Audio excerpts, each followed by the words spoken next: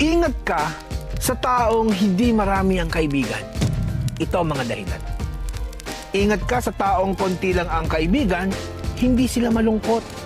Mapili lang sila kung sino ang papapasukin nila sa buhay nila. Natuto na sila na hindi lahat ng tao karapat-dapat sa oras at energy nila. Alam na nila na walang sino man ang pwedeng gumambala ng kanilang peace na matagal na nilang binungko. Alam mo ba, yung taong masayang mag-isa, hindi umaasa sa iba para maging buo.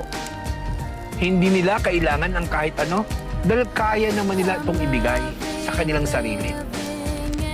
Kaya kapag naglalaro ka ng emosyon, nilalabag mo ang boundaries nila o sinusubok mo ang pasensya nila, huwag kang umasang hahabulin ka nila.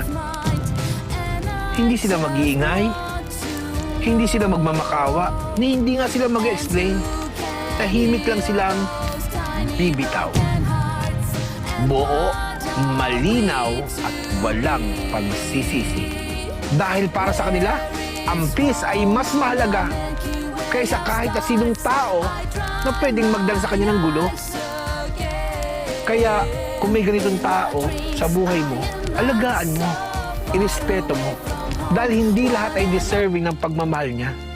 Dahil hindi lahat ay deserving sa pagmamahal na kayang ibigay niya.